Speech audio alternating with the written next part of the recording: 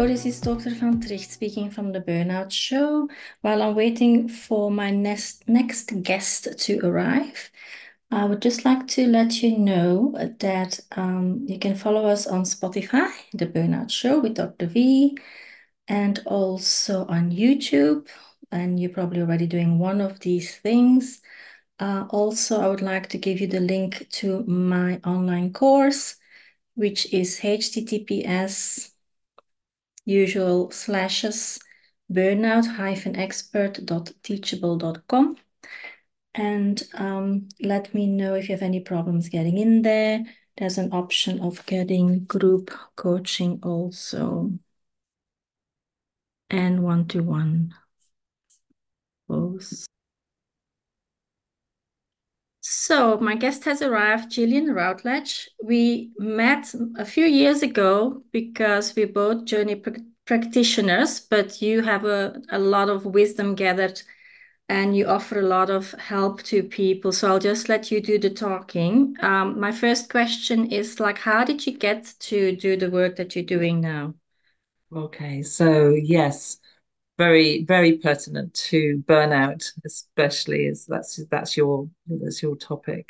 Yeah. Yeah, I was nursing full time, bringing up two small children, and really Mhm. struggling with burnout. We were also had building projects going on as well, and I just got to a point where I thought that I could battle my way through the Mhm. challenges that life threw at me. And it got to a point where, and I've shared this story before, in certain cases where I was I was fighting against going on antidepressants. You know, Mhm. people kept saying you need to go on antidepressants, you need to go to the doctor, you need to get your things self sorted out. And I really didn't want to go down that route. Having been a nurse and dished out antidepressants to people Yeah. and seen the results, that it just seems to take the life out of you. It just seems to suppress your very life force. And Mhm. that's not what I wanted. But I got to a point where I was standing in my kitchen and I was wanting to do a simple task like make a cup of tea, and you'd think that's just so simple. And I was stood rooted to the spot and I was looking at the kettle on one work surface and I was looking at the taps and I couldn't compute. And I realized that then that depression really had me in its vice. Mhm. And there was something serious going on. And the problem was is that I didn't know how to ask for help. Have you ever been in that place where you know that you've needed help but haven't been able to ask for it? And I couldn't pick I've up. been at the same place, and but I did have a psychologist. Mm, He said like that I've found like the dark night of the soul. So yeah, I'm very familiar with the whole going downhill, and then mm, luckily you and I must have learned or gotten enough help of learned how to get back out of the big hole. So yes, that's the next step we're gonna talk about because I don't want people to feel helpless. And yeah, number one, I think, is always reach out for help because if you're very, very low and down in a very big hole, you will need some help to get out. yes. Hmm, Definitely. Definitely. You asked before how I came across this, and I do believe, and you probably do too, that in what I call divine intervention, yeah. that things come to us when we're ready. Hmm. Um, what is it that said the teacher appears when the student's ready, or something like Yes, that? exactly. Yes, and I was I opened a little booklet of a therapy center. It's actually a trust center where there's different therapies going on. And I opened this booklet and opened it to a page where it said uh, journey journey work Mm. um, for depression or whatever it was, and I just felt pulled towards that. And I went along to this talk and the woman there was talking and she was incredible. And and she was full of life and vibrant and enthusiastic. And I didn't recognize this woman and I actually knew her. And afterwards, I realized after she'd given her talk, I asked her, how do I go about seeking help and getting help with you? And she told me how, that I could come along for a session, but she also told me how much it cost. And I didn't feel worthy of spending that kind of money on myself, even though I'd have spent that kind of money on my daughters or my husband or house projects, but not myself. Yeah. And I guess a lot of us women do that. And but what did happen later was I met another woman further down the line um, who was at a healing center, and I saw a notice that said journey drop throughs, £10, and I thought I can spend that on myself. And I'd already read the journey book by this stage. Mhm. And and yeah, for anybody that's listening, that is the first step, is to read the book on the journey by Yeah. Brandon Bayes. It's phenomenal. And that process has changed my life. It's really not only changed my life, but saved my life. Hmm.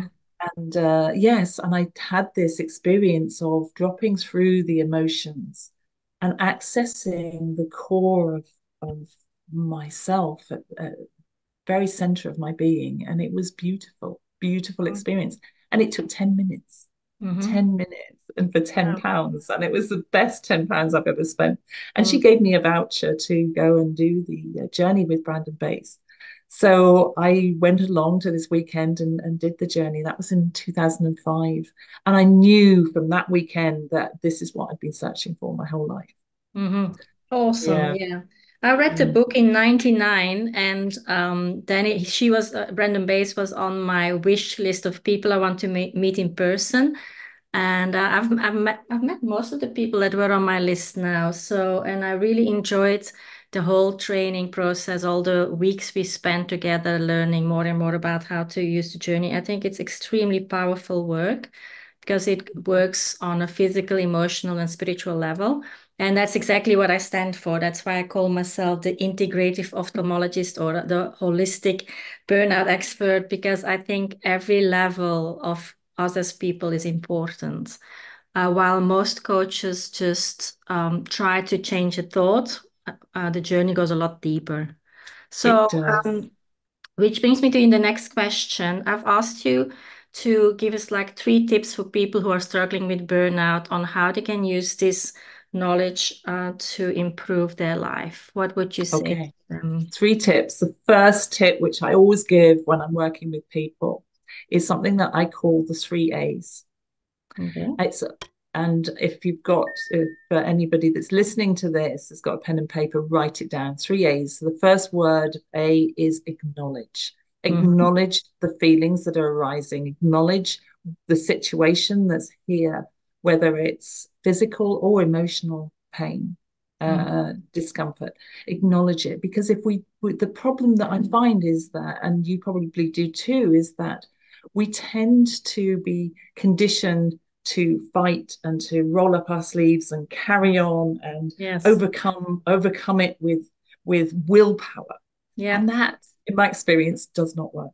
No. It's not about it's not about just sort of sinking into that deep hole and going, okay, I'm acknowledging that this is here. Just acknowledge it and Mm. accept that whatever it is, accept that it's here.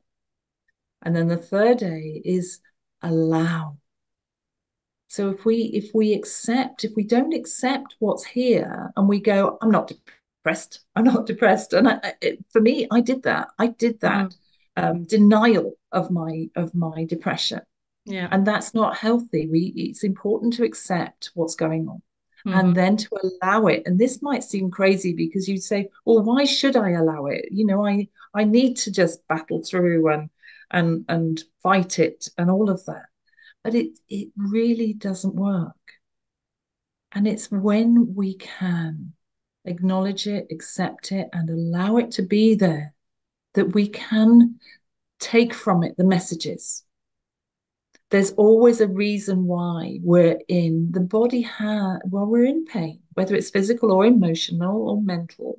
that the body has an infinite wisdom. Brandon always talks about this. Mm-hmm. It has an infinite wisdom and it knows and it's trying to get our attention. The problem is that we don't listen. We don't listen to our bodies. I certainly didn't. Mm.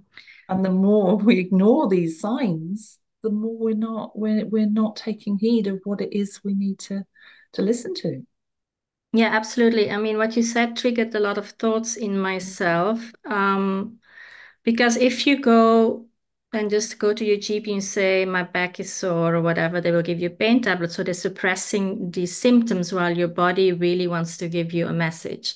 So that Yes, is, but personally, I think for a lot of people who are not trained as journey practitioners, I would rather have them do this acceptance and acknowledging part while they're held and supported by somebody like us, yes, because I don't know, once they really, dive deep into depression all by themselves, what the outcome would be.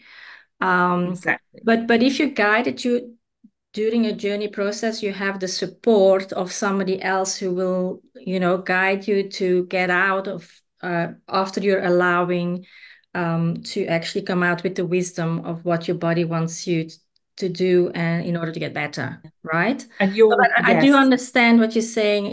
But it's very scary to do that alone. I it mean, is. acknowledge, yes. Mm. Accept, but then the acceptance and the allowing is very scary if you have to do that alone and you're and not really trained. So that's just my It's personal thought on it. exactly, Yeah. exactly. And this is great for somebody that's perhaps in the lighter stages or not in severe Mhm. burnout and depression. Yeah. However, I absolutely agree with you that it's vital that we have somebody there with experience and expertise and knowing that can just hold your hand in it, hold your hand. Mm. And Brandon talks about holding your head in it, and that sounds really scary. But she talks about just holding your head in it because, and when you can have somebody that's been there, the most common thing that people say to me is that I trust you because I know you've been there. Mhm. And I've and I'm witness to the fact, as you are, that we've been there and we've come out the other side. Yeah. Because when we're in it, we think that there's no option. There's Mm. no ability to come out the other side. It doesn't feel possible. And yet with somebody to just be there. And with the work that we do with the journey work, it's not about um, it's not about teaching, it's not about um, telling somebody, it's not about being a counselor and just reflecting back what you hear. It's Mhm. about actually being in the emotion with the other person Yeah. so that we are going down Yeah. with that person. And somebody once said to me at a journey event, where as trainers we were holding the space for 5 other people, and somebody turned around to me and said, "You were able to feel the emotion that I wasn't able to feel." Mhm. And she really appreciated that. And Yeah. it's not easy. And yet with experience and with training, you can do that. And it is Mhm. possible. And at one time I thought the only option for me at one time in my life was to not be on this planet any longer. And it's actually in my book, which I'll show you in a Yeah. minute. Yeah. You can show your Yeah, book. yeah. So this is my book. This is called Discovering the Love Within, Oh, and beautiful. this is in this all of this is founded in the work that I've done with the journey. So this book exists because of the journey and because of Brandon, Mhm. and it's mainly poetry. And poetry was written. I used to write poetry when I was 9 years old, but it got suppressed when it was read out in class. Um, and you can imagine that being very shy and retiring and being a very quiet girl and obviously prone to being bullied, that this just invited, Mhm. worst case scenario, invited more bullying. Yeah. So I made a promise never, ever to express myself in that way ever again. And it wasn't until the journey work, after a year's training, after my first year of training with the journey, that the poetry just started flooding out. In fact, the first poem actually wrote itself. It woke me up at 3 o'clock in the morning, Mm-hmm. Oh, wow. and Wow, yeah, that's and I had to actually sit in a bathroom and write it out because I was sharing a room with somebody else, so I mm. had to privately write it out, and it's now in this book along with a lot of other poems. So, That's amazing. I'm just gonna grab my book because my burnout journey is also in my book. My surgeon talks to angels, the journey from science to faith. Oh, you can't see it well. yeah. Oh So wow. yeah, because Surgeon talks to angels. it is a big awakening when you go through these things. I think like you spiritually lifted to a higher levels after experiences like this. And it's also a lot about letting go of parts of the ego, I find. Um, Mm, because it's very typical for the UK, but also for the Germanic countries where probably my genetics come from to not give up and keep on going until you break down. And the first time I had burnout as a medical student, I just couldn't get out of bed. And I just had to roll out because my body was completely giving up after working 14 days, day and night without a break. wow. So my body just like shut down. And that was my first experience. And then I had it a few more times.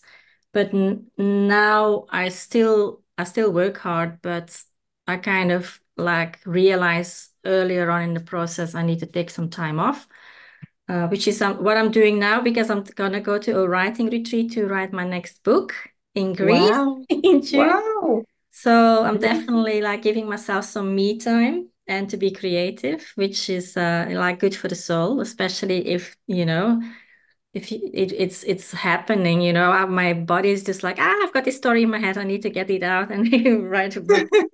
So what's So your next book called? yeah. Okay, so you gave us the three A's. Any Mhm. other tips you have There's for there's people? a there's a wonderful exercise that Yeah. I use, and I used it when I in Manchester last year giving a Hmm. talk and a workshop. So this exercise I call the tornado exercise. Wow. This is not from the journey, but it's really easy to take on board and really easy to do. Okay. So what you do is that you imagine when you're in, can you imagine something that Brandon says is how on earth can you meditate? The first one of the first things that people would recommend is meditation, journaling, that kind of thing, taking some deep breaths. You talked about that, and Yeah. walks in nature. How easy is it to do that when your mind is going 100 miles an hour and you can't even get yourself out of bed? Mm. You Yeah. know, how can going for a walk in nature or taking deep breaths? You might as well have told me at that time to fly to the moon. It's just not possible. This tornado exercise is about um, really welcoming all of those intrusive thoughts and the struggles and the all of that stuff to be there. It's not about pushing it away, as we've already said. So it's about imagining being in the eye of the storm, imagining all of this stuff that's going on, like a tornado that's whipping around you, but you stay absolutely rock still. And you can even imagine, even with your eyes open, you can even imagine this happening. If anybody's listening, you can close your eyes, imagine that all of that stuff is a tornado and it's just whirling around you. But as you know, that in the very center of that tornado, in the eye of the storm, is complete silence, complete stillness. So the invitation is to imagine yourself rock still in the eye of the storm. And yes, to have somebody to hold your hand in this. As you're listening to this, and if you're going through the stuff that Bailey and I have been through, you can do this as you're listening to me speaking right now and feel what it feels like to be still and silent, and be in that place where there's nothing, no thoughts, no feelings, and feel what that feels like. And for some, it might feel a bit scary, and that's okay. You'd invite the scariness to be here and just sit in it and be present to that. And it's such an easy thing. It's not easy, it's simple. There's a difference between simple and easy. Mm-hmm. Yeah, I So felt it's very just, quiet imagining that. Yeah, yeah. So very that's peaceful. yeah, that is amazing. Mm. And there's a third exercise that I love, which is for those that dwell in their head a lot. It's the mind that can create the thoughts, feelings, emotions. So it's about how to get out of our heads, and that's not an easy thing to do. Firstly, before I share this third exercise, I'd like to share something that somebody shared with me one time that I found really powerful. It's saying to yourself, I am not my thoughts. You know, the Mm. thoughts can run amok. It's the attachment to those thoughts.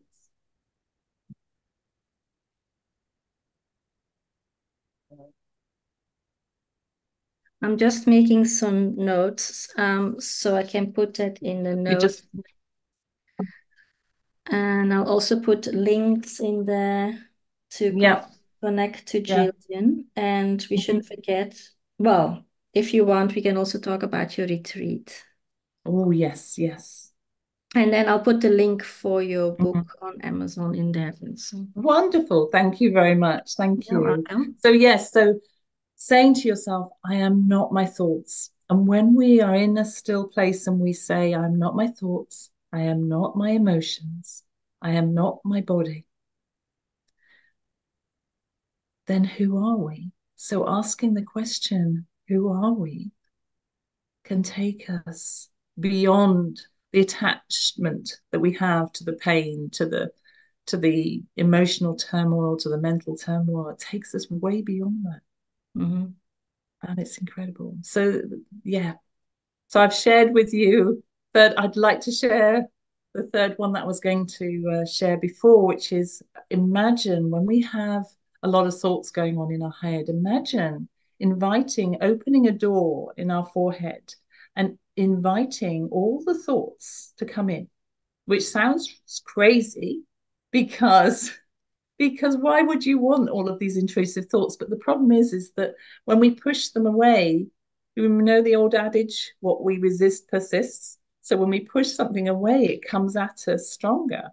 So if we invite the thoughts in and then imagine opening a door at the back of the head and letting these thoughts leave. So invite them in, no attachment, letting go of it's the attachment to the thoughts and the feelings that causes the issue.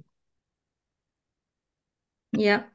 Yeah, this reminds me of another exercise I used to do where you put your thoughts kind of in the river and it goes and you can observe it floating past kind of thing. Yeah, yeah, exactly, exactly. Excellent. Mm. So I think we've had uh, a lot of value from this conversation. I've made a whole page of notes which I will share.